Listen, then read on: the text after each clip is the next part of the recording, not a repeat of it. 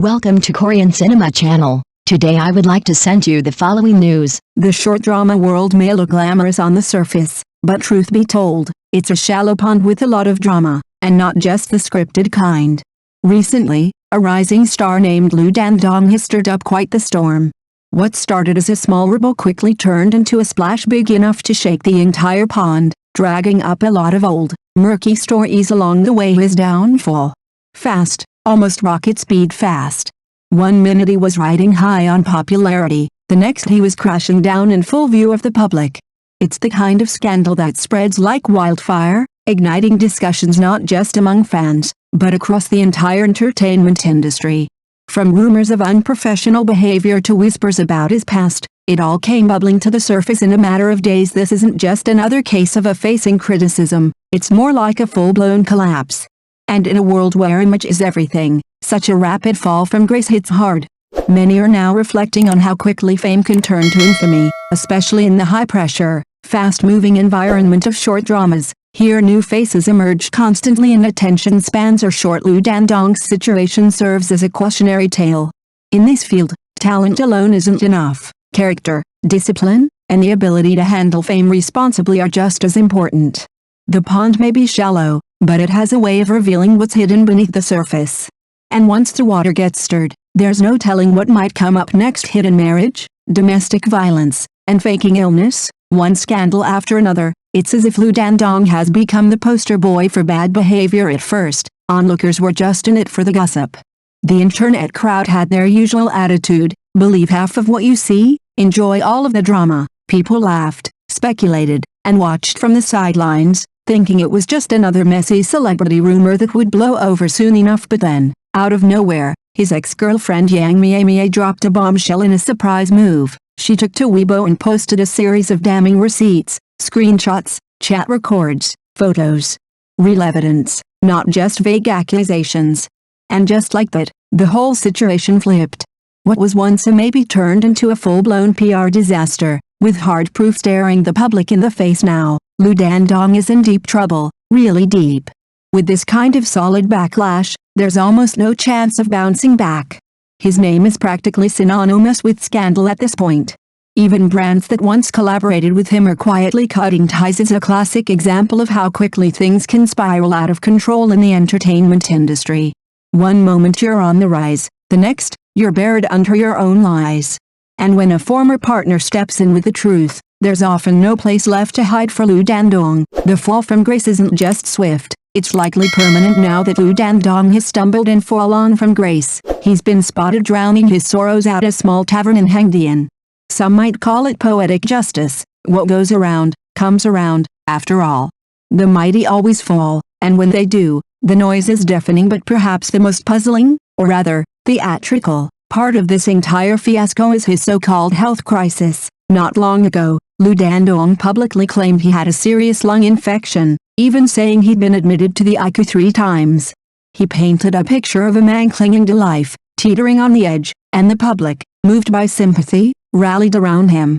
Fans wept, and well-wishers flooded his social media with support. And the result: fast forward to now, and he's back out in public, drinking like nothing ever happened, puffing away on cigarettes as if the Grim Reaper had never come knocking.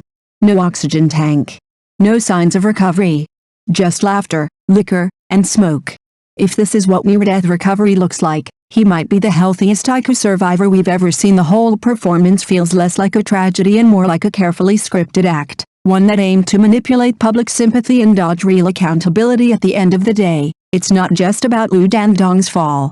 It's about how far some are willing to go to play the victim when the spotlight begins to fade. And the audience?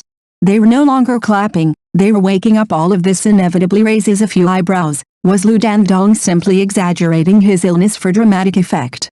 After all, anyone who has truly stood at death's door tends to emerge with a profound reverence for life, not a cigarette in one hand and a drink in the other. The entire episode carries an unmistakable air of irony, almost theatrical in nature. So let's peel back the layers and ask a fundamental question. Why would a short drama actor deliberately build a persona of fragility or illness? The answer, perhaps, lies in an unspoken rule of the industry. The rule of traffic is king. In today's oversaturated short drama market, competition is cutthroat.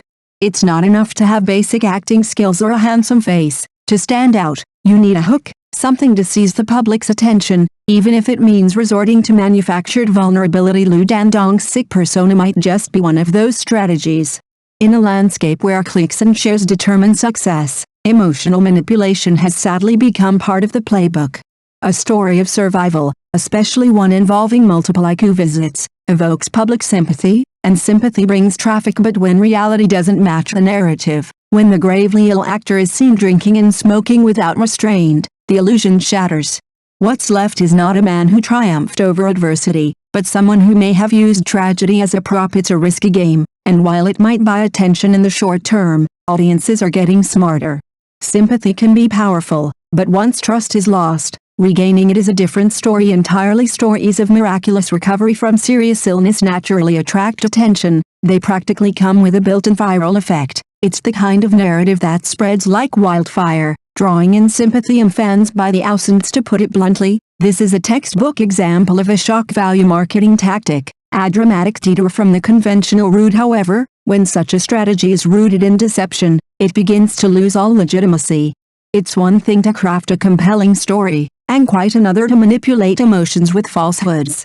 This kind of drinking poison to quench thirst approach might yield short-term traffic, but at the cost of long-term trust. It betrays not only the fans' belief in the actor but also chips away at the actor's own credibility. Over time, the sequences compound, your public image becomes fragile, your word less meaningful. What's more troubling is how this blurs the line between public persona and private life. When an actor's health, emotions, and personal experiences become just another commodity to sell, the dignity of the individual starts to erode. Suddenly, it's not about the art, the performance, or even the story. It's about packaging pain and vulnerability into marketable content. Now, turning to the fans, why did Lu Dandong's supporters lash out so fiercely at Yang Mie? Part of it may stem from blind loyalty, the instinct to defend one's idol at all costs. But a deeper reason might be misdirected frustration. When the illusion starts to crack, it's easier to blame someone external than to face the unsettling truth that the person they admired may have been selling them a story all along. This stems from the protective mentality in fan culture. In the eyes of some fans, idols cannot be blasphemed, and anyone who dares to offend idols must pay the price. This irrational emotion can easily be used by people with ulterior motives and evolve into cyber violence. But to be fair, fans are also flesh and blood and have their own three views. When the personality of idols collapses and the filter is broken, fans will also feel disillusioned and angry. This time, Lu Dandong turned over, and many fans resolutely turned from fans to passers-by, which is the best evidence. In fact, Lu Dandong's incident also reflected some chronic diseases in the short drama industry. The entry threshold of short dramas is low, and the quality of practitioners is mixed. In order to get out of the spotlight, all kinds of fancy hype emerge in an endless stream. But this kind of false fire that relies on hype is like a mirage, which is fleeting.